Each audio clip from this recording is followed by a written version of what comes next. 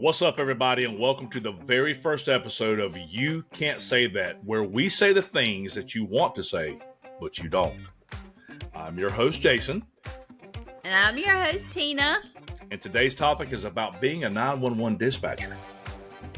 It's not what you think it is. So sit back, relax, and get ready for an awakening. All right. 911 communications, 911 dispatching. The art of being a 911 dispatcher. Very tough job. You got to be on your toes. 12-hour shifts. These 12 and a half. That half hour counts. Really? Go ahead. Yes. So are you going at 7 and get off at, 7:30? Or going to what do you do? So we clock in. We clock in at 6:38. Yeah, let's get on the subject of 911 dispatching. Let's do that. So we clock in at 6:38, clock out at 6:53. So I'm at work about 6:15, and I just sit in the parking lot and TikTok or whatever. Right? Yeah. Okay. So I get up at 4:45, shower, put my face on, get dressed. And I used to go to Starbucks every morning to get me a little Starbucks, but I stopped doing that since I'm on this diet. So I just make my little... Well, you can still get a coffee, right? Jason, my coffee consists of... You want to hear my order? All I have to do is pull up to the window, and they'll be like, "Okay, Tina, pull around. We got you." I don't even have to tell them. You got them in your pocket already. God. Yes. Okay. So my coffee is white chocolate mocha hot with Breve, with blonde espresso, Quashot up-dosed with sweet cold foam. How much do you think it cost me? Oh, that's your quiz for the day. Hold up. I'm writing it down. Quasi pina colada. With what else? I wish. Okay. Anyway, so you can't have this quasi espresso anymore because you're on I choose not to because it's got a lot of sugar in it. So you don't want to just go get a regular coffee? Ooh, no. You don't like regular black coffee? No. Who drinks black coffee? What about artificial sweetener? Can you throw that in, like monk fruit or something? Can you do that? Do you know how many packs of sugar I'd have to put in that for at least taste decent? No. Negative. Okay. So let's keep trucking here. So we get into work. You bypass Starbucks now and you go straight to work. And you sit in the parking lot and you fuck around on TikTok for an hour and a half. And then you go to work. No. Okay. That's my insanity. That's how I have to get ready. For about 30 minutes. Okay, so about a half hour. I'll be like, okay, start breaking out in hives. I got to get in here. Okay. So we get in, we sign in, clock in, sign in, or whatever. Okay. So our first quarter part of the day, from 7 a.m. to probably 8:30, 9 o'clock, most of our calls come from nursing homes, hospice nurses, medical alarm companies. Why the influx of calls from medical facilities that early in the morning? They either have not woke up and we need to send the coroner. Oh. They have either fell getting out of the bed, taking them to the bathroom, so they need lift assist. Okay. The medical alarms is the people push their pendants. They have fallen. They need help getting up. Is there someone dying in there every day? Oh, yeah. Oh, yeah. Yeah. Okay. So that's a good part. Oh, and wrecks. We have a lot of wrecks in the morning because people don't know how to drive. Like rush hour wreck stuff. Right. But most of the wrecks are like out in the country. Like they run stop signs and run into people and yeah. I ain't never run a stop sign. He paint his walls.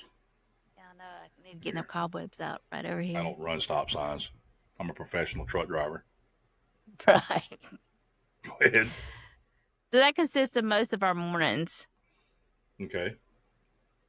Then it kind of smooths out, and then that's when we start Yeah, because getting everybody's at work. There's nobody fucking up anywhere, and all the dead people at the dead or the homes are already dead and gone to the coroner's office. So yeah, right. that makes So sense. then we start getting the homeless people calls. Oh, there's a guy walking down the street and he's talking to himself, or there's a guy down the street that's panhandling. Blah blah blah blah. People Okay, call well, you for people talking to themselves. yeah, yes. Man, I'm gonna tell you something. If I was walking down the street, Or suspicious people. Oh, I'm on my way to work and I seen somebody walking down the side of the road with a book bag on their back. He looks suspicious. Can you send somebody out there? Sure. okay, so I guess book bag equates to suspicious now. So every Yeah. student in the dang school world walk down the high wall with a book bag on, gonna get the cop call. Okay, all right. Yes. Help me make it make sense, Tina. It don't make sense. I can't. I can't make it make sense. I understand that people are scared. Well, we had people up in Boston that blew people up People are with book very bags. cautious these days. They But will call and tell on everything. well, maybe I shouldn't be picking on them Everything. because TSA just lifted the No shoe ban. no shoe Right. ban because of that. You know why they had the shoe ban? Yes. Yeah, the dude, it was a dud. The dude tried to Right. blow the plane up with a bomb in his shoe. Right. One dude. Right. Every time I have flown, I have had to take my stinky ass shoes off, and I've had to Can you wait for all imagine these.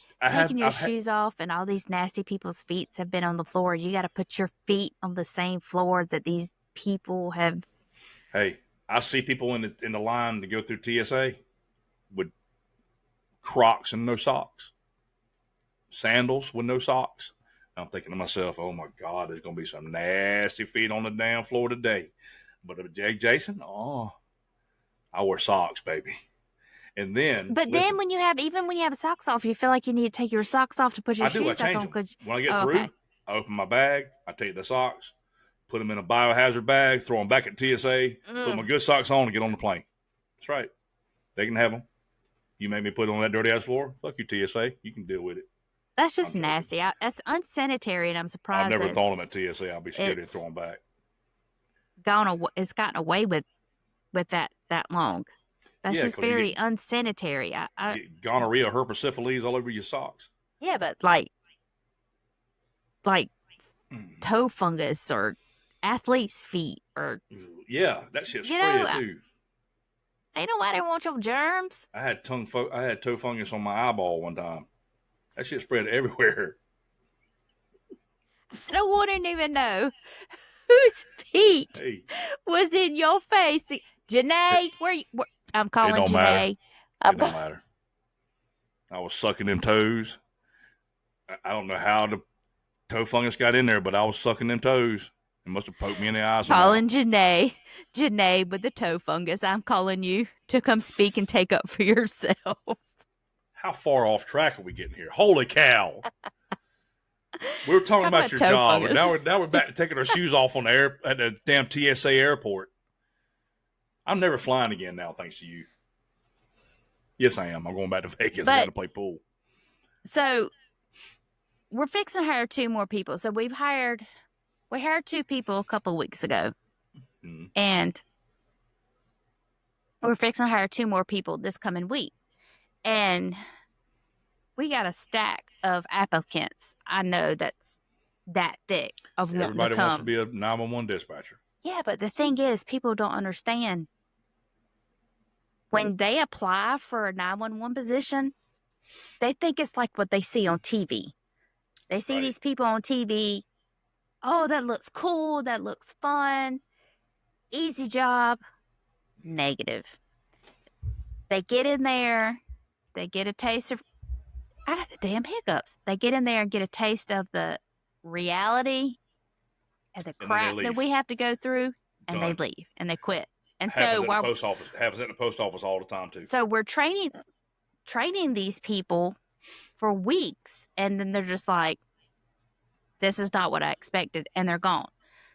So now we have to start all over, train another person, crossing our fingers just to make sure that they're going to stay, hoping they're going to stay. It's So just, so it's not, just so everybody understands, and I think I know what you mean. You just tell me if I'm wrong. Uh, it's not just answering the telephone. no. You have to keep up with the whole, from beginning to end. Don't you have to keep up with the entire call? Let me see what I mean. And that might not be what's running people off. But let's say you take a call from someone who's having an issue at home. You have to dispatch fire department, ambulance, whatever. You have to dispatch them. Don't you have to keep up with that whole call the entire time while you're taking other calls? Okay, so the way it works is we have a county channel because we dispatch for the county, Kershaw County. We have a city channel because we dispatch for the city of Camden.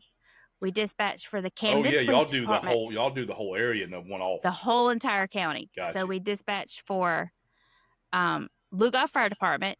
We dispatch for Cassett Fire Department. We dispatch for Mount Pisgah. We dispatch for all the way up there. Oh yeah. That's over next to Jefferson. Yeah. Wow. So we dispatch for like off the top of my head, we have like 6 or 7 different fire departments. We dispatch for highway.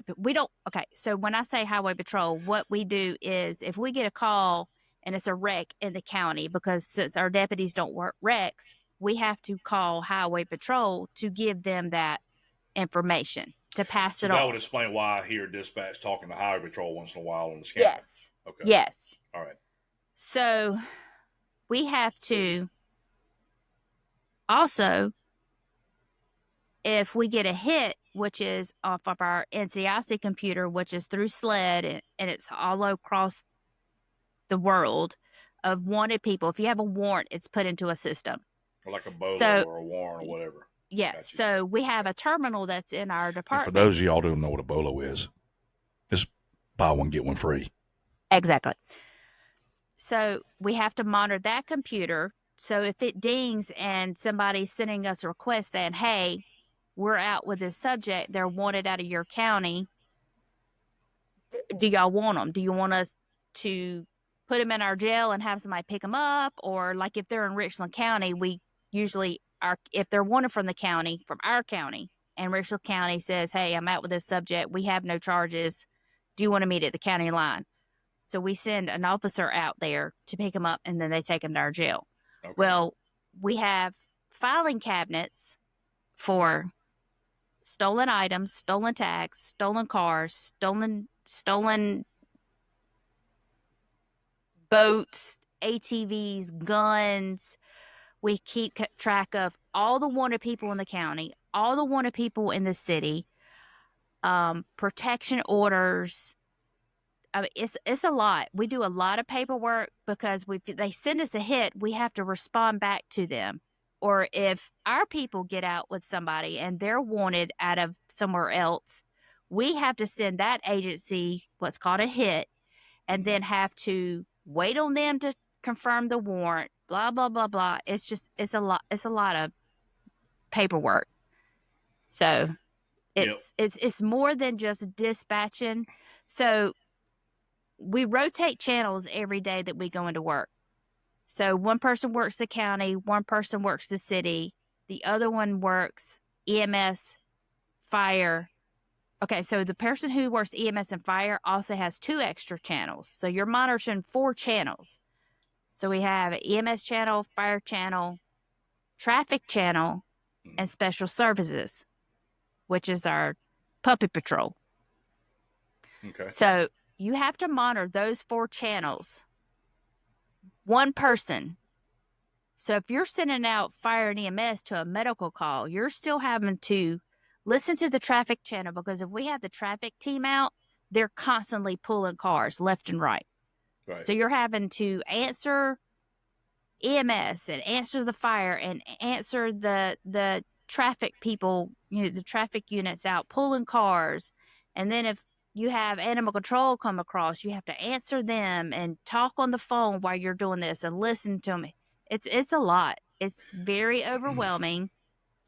Um, there's no easy way around it. You just the longer you do it, the I mean, we still learn now. I mean, I've been there 5 years, and you still learn every day is something different. Let me ask you this: you used to be a hairdresser. Do you miss Seven doing that? years, Yeah. Do yes, you miss doing that?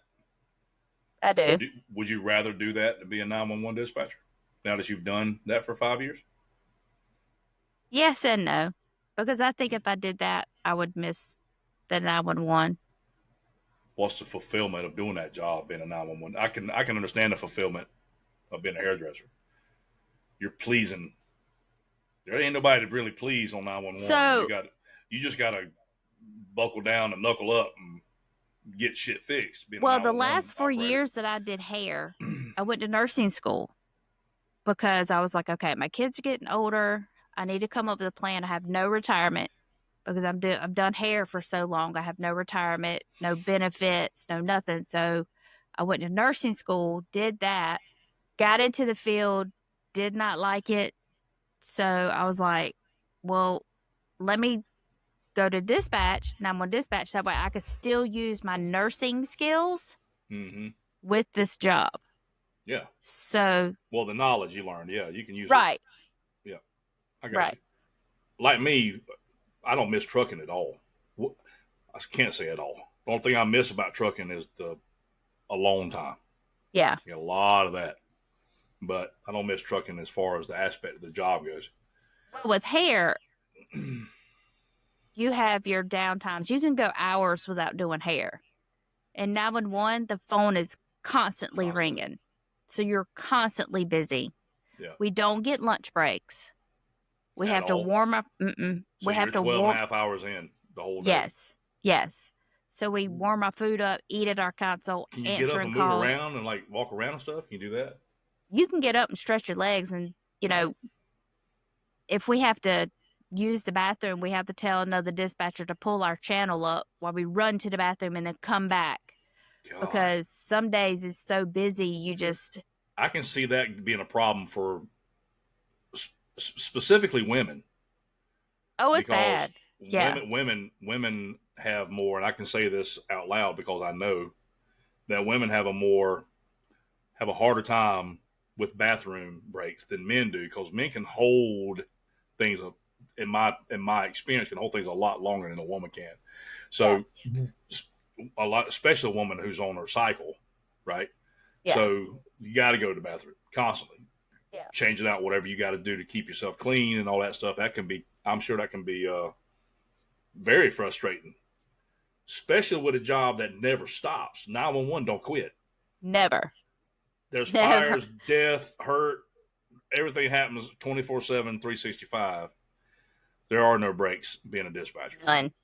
Well, I say there's no breaks in the dispatch office, period. Right. So somebody's got to cover that channel while you go do your thing.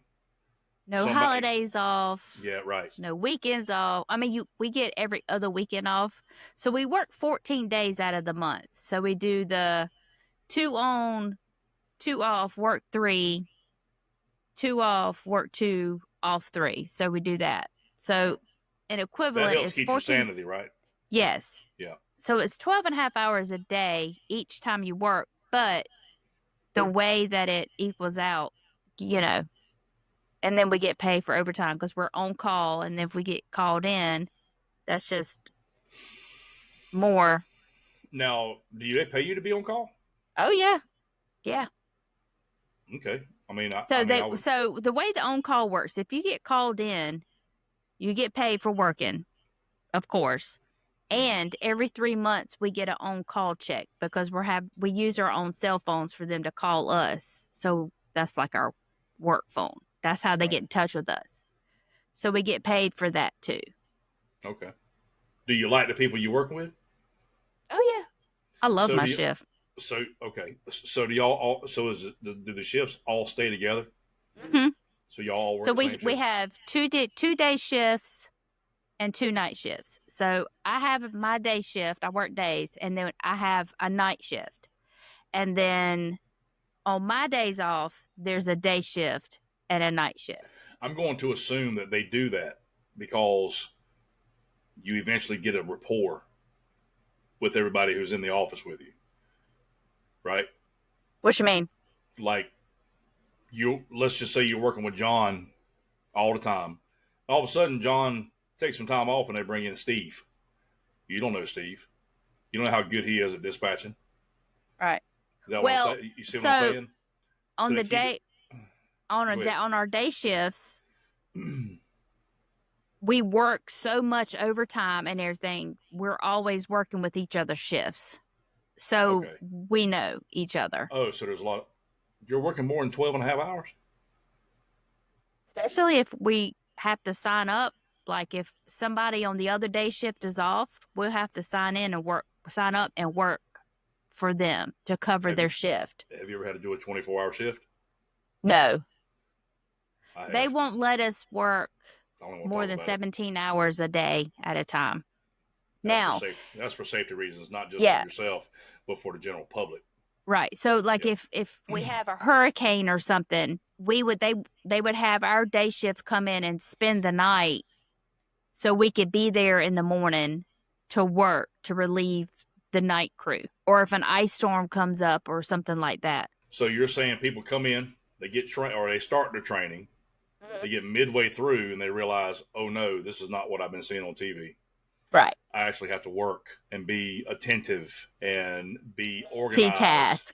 Have to multitask.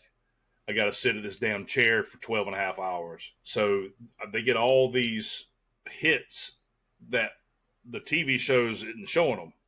Right. You know, that's the glorification of television. People come in or people want to watch these shows and want to see, some 911 dispatchers. Oh, that's all they do is take them calls, and then what? Okay, I can do that. No. They also don't show you on these television shows these calls that you get. Oh, yeah.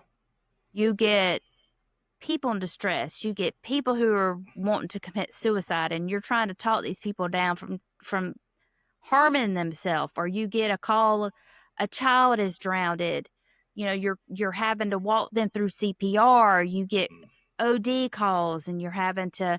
Is there any Narcan on scene? You have to walk through all of these things, and you have all these people in the background screaming and hollering, and you got to keep your yes, cool you've got the whole time doing that too. Domestics, and we get a lot of open line calls where either the man or the woman, and it's usually a woman, that will call 911 and don't say nothing and just leave an open line so we can hear what's going on.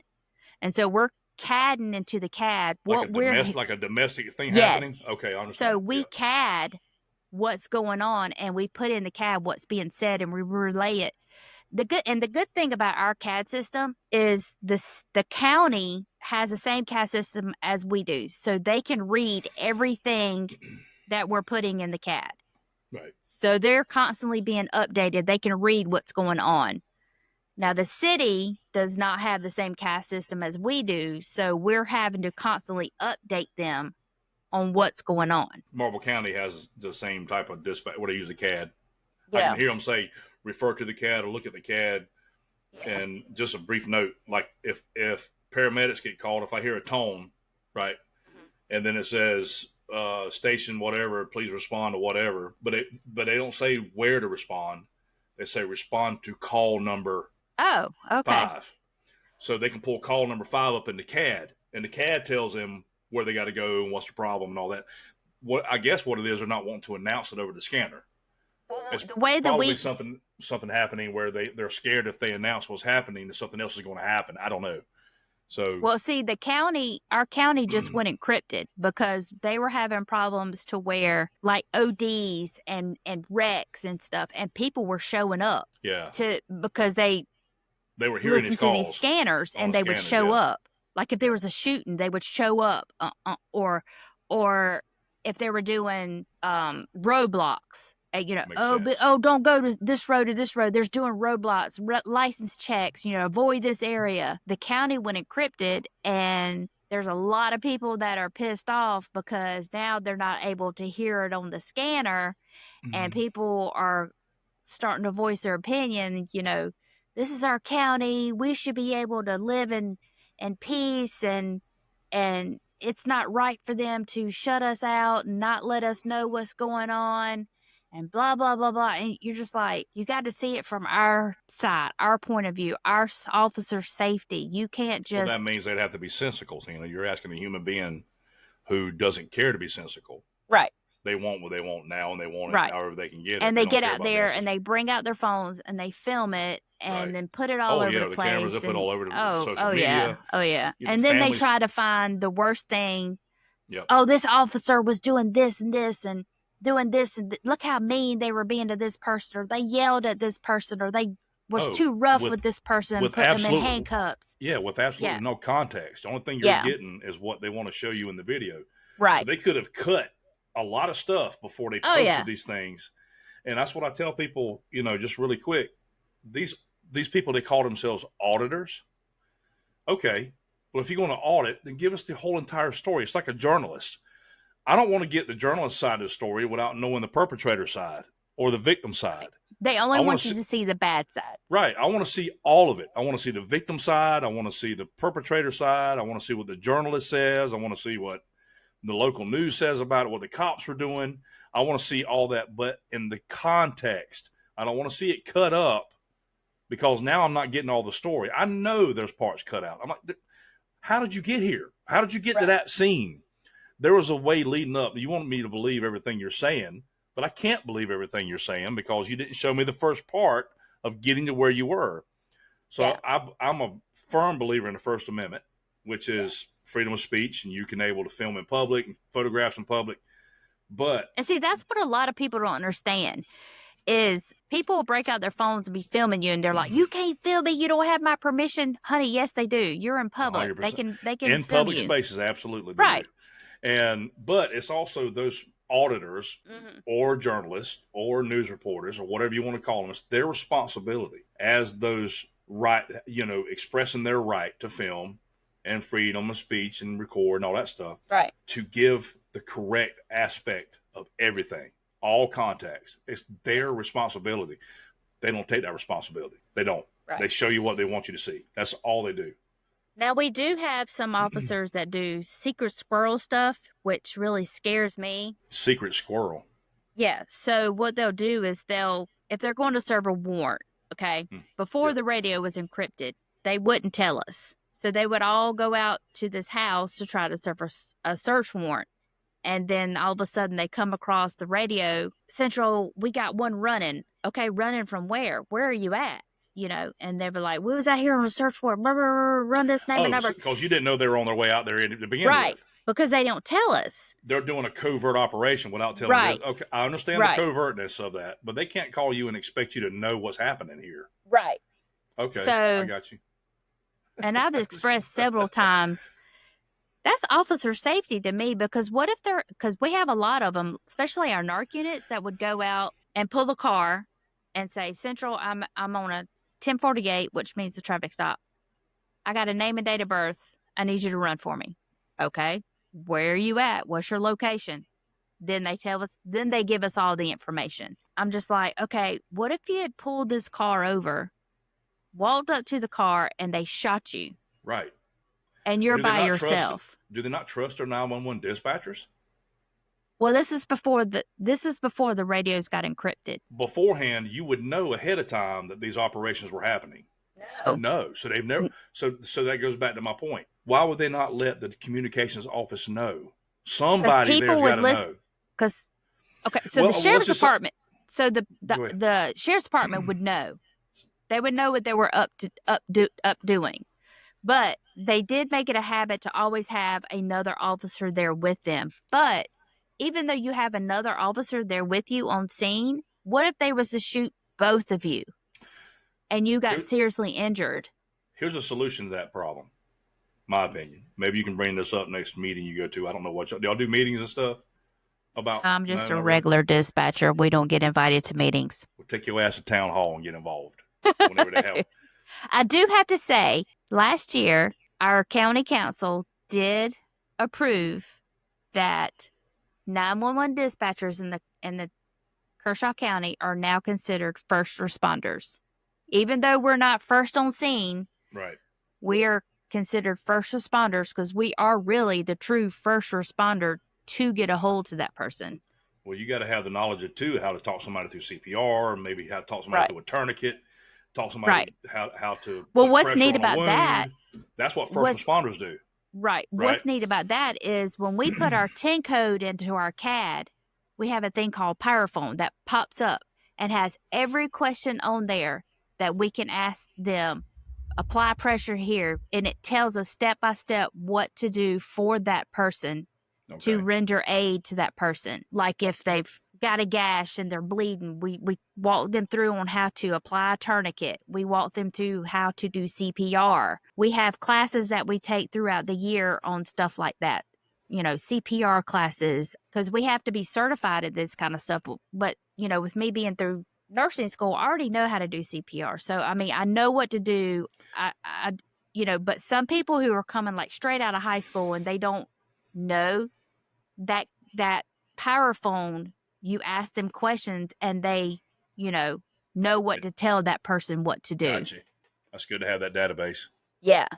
Well, what I'm saying is, because you're right, somebody in the communications office needs to know that these operations are happening. And they do, but they just don't. Now, they have gotten better to where they'll call us and they'll say, hey, listen, we're going to sign out. It's going to be me, blah, blah, blah, blah, blah, are going to sign out in Elgin. I'm not going to give you an address. We're just going to come across radio and say, we're going to sign out in Elgin. That's it. He said, and then they'll tell us on the phone, like, we're signing out in Elgin. We're going to do this search warrant, put me, this officer, this officer, this officer. Go ahead and cat it. Yep. So we'll do that. And then they'll come across the radio and they'll say, Central, we're out at that Elgin. Gotcha. So we'll know. So then we'll be listening to what's going on. And then they'll tell us the feedback. But they are getting better by doing that. But it's just the traffic stops that they do the secret squirrel stuff with that really scares me. Well, yeah, because the officer can put himself or get into a situation. You don't know what you're going to get. Unexpected, I guess that's what I'm trying to get to. Right. Yes. Not that they're not prepared. I'm not saying cops aren't prepared. Right. Because they are. Well, in most cases they are. I can probably find a few that's not. But in most cases they're prepared.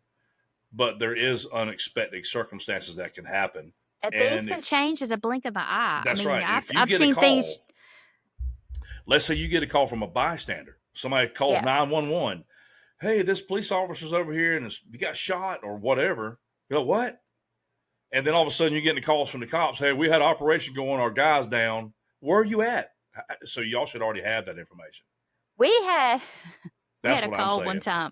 This guy, one of our officers, pulled a car over. The guy bush bonds from him, which means the guy took off running. Yep. He was chasing him across the parking lot over there by the Bilks. He never told us he was chasing him. Phone rings.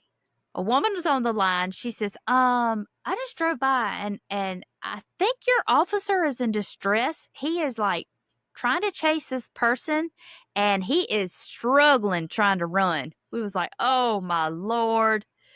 So we was like, hey, are you okay? And he was like, got too big to be a cop. Whoa. Well, he wasn't too big. He was just so muscular and he has all that heavy equipment on him. Yeah. He's got about 40 No, that's what I mean. 50 Some guys get out there and they'll get muscle bound and they don't Yeah. understand all that muscle hinders them from chasing people. Yeah. They might be able to grab you and break your arm in half because Right. they're so strong, but they can't chase a skinny guy. There's a skinny guy, especially a meth head. Yeah. Think about that for a second. He's all strung out for 3 days, ain't slept in a month. He's all high and doped up. You're not going to catch his ass. I don't give a crap if you Speedy Gonzalez. Listen, them meth heads are strong as Superman, too. Yeah, and they don't feel no pain either. They don't have no pain. You can tase them 10 times and they're not going to go down. I've seen the TikToks where I'm like, my God, they just put 10. They'll just rip those little prongs right out of them. They'll be getting tased like, I'm like, what? If that crap hit me, I'd hit the damn ground so hard. I'm done. Yes. I'm like, how's he even standing? He's got 10 tasers in him. Every cop in the county showed up with their taser and tased him. Still, And then they go and dry stun them. yeah. You know, it, Oh, don't yeah. phase them.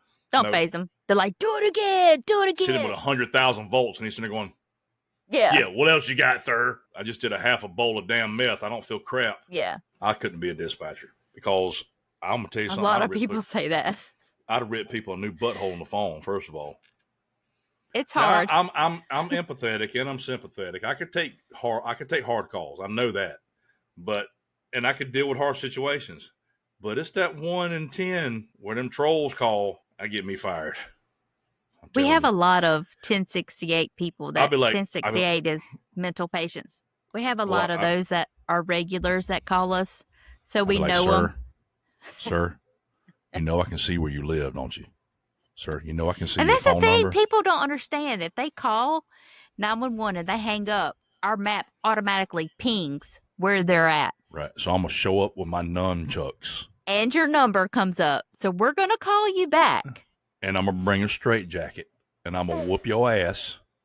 And I'm going to put you in a straitjacket. And I'm going to drag you down to the communications office so everybody can see that I did it. Yeah. Then I'm going to take you to the jail myself. And then I'm going to write my own pink slip and say, adios. I love the ones where they call us and they hang up on us, and then we call them back and be like, "Hey, it's Kershaw County 911. How you get my number? You called. I ain't called you. Yeah, you did. I did not. And you just want to say, then how did we get your number? You know, robocalls. I'm just checking to see if you're okay. And then you get some calls where they don't want to leave their name, and you look in the past call history and you're like, okay, Sharon, well, we'll talk to you later. And they're like, huh? What?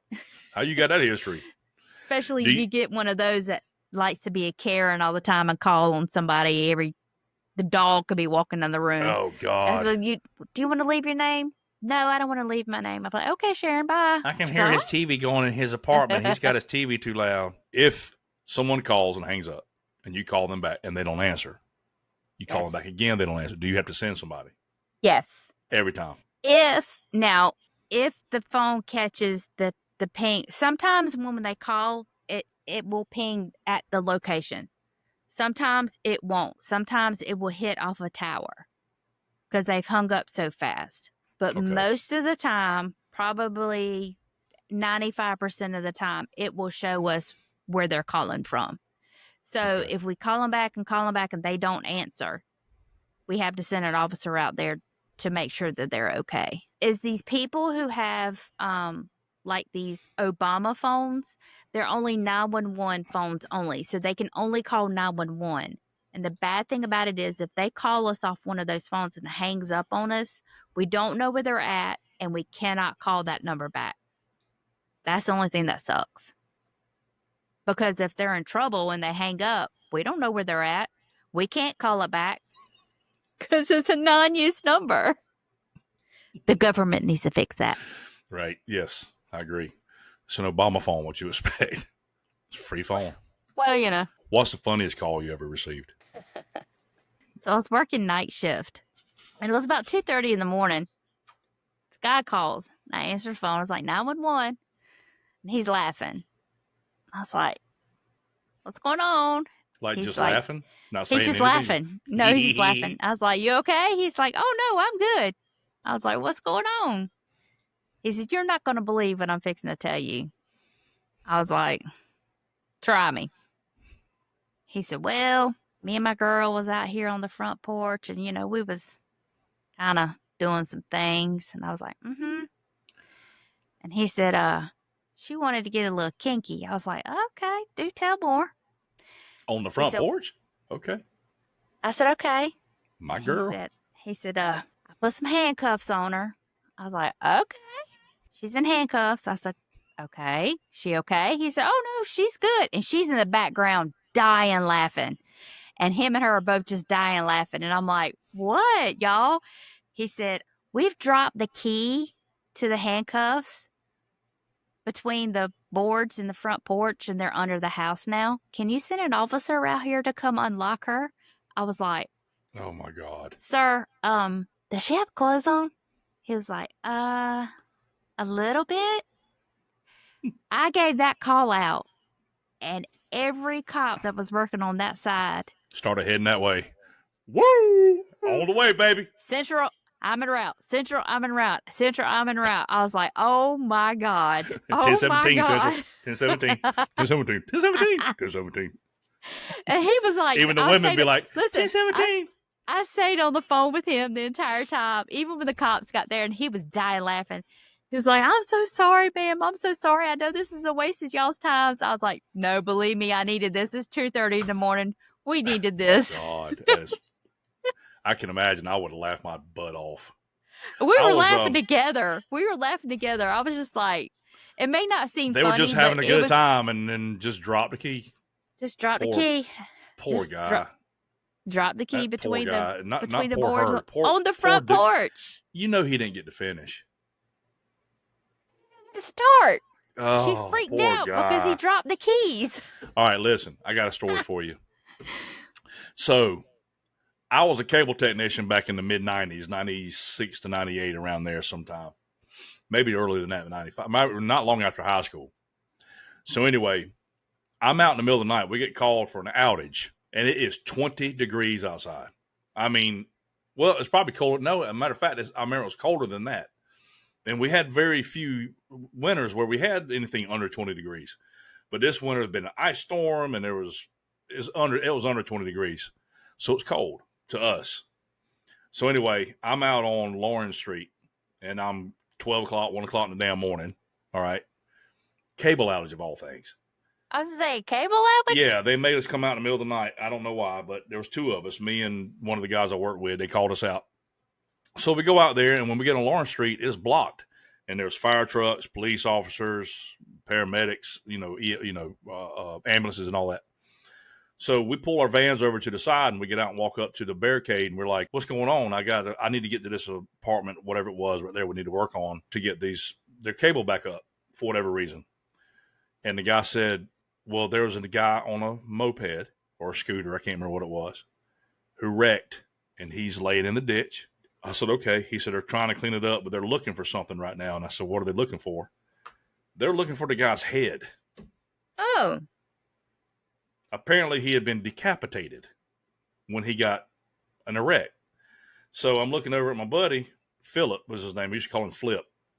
And I said, but we're not going to be able to get our vans over there, so let's help them find this guy's head so we can get it out of here. Philip and I, we're walking down the ditch toward the guy. They got him covered in a plastic or like a plastic thing or a white, something plastic, I think it was. And I could see his feet sticking out from under this plastic thing they got him covered with. And I hear another cop. Now, we're out here looking for a head. We got our flashlights. We're looking for this guy's head. No kidding. Me, Philip, cops, paramedics, fire truck, fire guys, we're all looking for this guy's head. And I'm thinking to myself, it dawns on me. I'm like, he's riding a moped. What the heck did he hit to knock his head off? And I looked at Philip, I said, dude, how does a guy get his head cut off at midnight at 20 degrees outside? And Philip goes, tell the cop to pull the plastic off the guy. And I said, they ain't going to do that for me. Well, the paramedic heard us say that. He said, why do y'all want the plastic pulled off of the victim? Philip said, I want to see his jacket. No Stop. Kidding. He said, why you want to see it? Just pull the plastic off. I won't walk over there. I can see it from here. Just pull it off. Guy pulls it off. Head gone. Just gone. Nothing. No blood. Nothing. His head was in his jacket. I was going to say, was it in the hood? He had pulled the thing over his head and zipped it up. And the only thing you could see was the collar sticking up. So it looked like this guy who had a really tall torso laying there. So his head wasn't gone. He was. And nobody out there thought to look for blood. He was cold. You would think if there is somebody decapitated on a moped, don't you think there would be blood every dang on where? You would think. Was he alive? It took little old Flip, a cable TV technician, to tell these guys, let me see him in the jacket. Let me see the jacket. So what did he die? He broke his neck. He broke his neck. So he got thrown off, and my understanding was he hit a pole, or his body hit a pole or a tree or something, and it cracked him. Said he died instantly, according to the paramedic. But I don't know that. Paramedics don't always know that. Usually it takes a coroner to know that. That was my run-in with the the law and the paramedics and all that stuff. I thought that was funny. And come to find out, I looked that up online. That's not an uncommon thing where people think someone's been decapitated in the winter and they've had their we jacket had a call. We had a pulled up call over the their- other day. Nursing home calls in and says, no, the hospital calls in and says, we need the coroner to come out here. We got a deceased elderly lady. Can you send the coroner out? Was like, okay. Call the coroner. He was like, okay, I'm getting dressed. 7 minutes later, the hospital calls back and says, y'all can cancel the coroner. She's alive. We're like, what? Yeah, she's got a heartbeat. You sure? Yeah, she's got a heartbeat. Okay. So call the coroner back. We tell him, listen, she wasn't ready to go to Jesus yet, so she's alive. So you can just cancel the call. He was like, okay, I got you. Cancel him. 30, 45 minutes later, hospital calls again, says, all right, you can send her back en route. She's gone for real this time. It was like, wait, what? Granny says she was not ready to go see the Lord just yet. It was just the most bizarre thing. We was like, okay, we're all sitting there. And I'm sitting here thinking, okay, maybe her pulse was just so low that it was only like beating every so, but it was so faint that they probably thought that she was gone. Right. But she was still alive. But could you imagine being in the corner and going up there? You got the sheet on her, and he pulls the sheet back. She's like, you know, hey, bro, I'm here. You got a blanket? That's not warm enough. Hello, I'm still here. Oh, my God. I wonder if they see that a lot. Where they think somebody's dead, they show up and they're not dead. That's the first one I've ever encountered, but We'll do it on that. We're going to make 2 episodes out of this one. Have to. We got a lot more to go through with 911. Oh, there's a lot. Oh, yeah. That was the first half of the 911. We're going to make another episode out of it because I think it's going to be another 2 hours talking. Absolutely. Probably. So we'll cut it up and do it that way. So I went to squeeze the lemon on it, and he was like, no, don't squeeze the lemon. Put the vinegar on it. I was like, what? He's like, put the vinegar on it. I was like, okay. So I dabbed put a little vinegar on it. I said, can I put lemon juice on it? He's like, now do the lemon. And I squeezed the lemon, and I was holding it, and I was breathing. And he said, now just put it in your mouth, suck it, and swallow. I said, so you want me to suck and swallow, huh? And he was like, God, dog, Tina, really? I was like, well, that's what you said, suck and swallow. So I held it up, and I said, and I just sat there with it in my mouth. He was like, swallow. And I was like, well, he doesn't understand. It comes easy to him. He don't understand that you can't swallow. Well, he's from Charleston, too. So I was like, oh, well, he eats that crap all the time. And I finally swallowed it, and I was like, hell, that wasn't that bad. So now Now you got muscle memory. Okay. That was my first experience of eating a raw oyster on a half shell by sucking, swallowing. So we want to thank all of y'all for tuning in to our crazy, chaotic podcast. We have so much in store for y'all. Be sure to hit that like and subscribe button. Also, if you have any questions about anything that we've talked about today, leave them in the comments. And until next time, bye, y'all.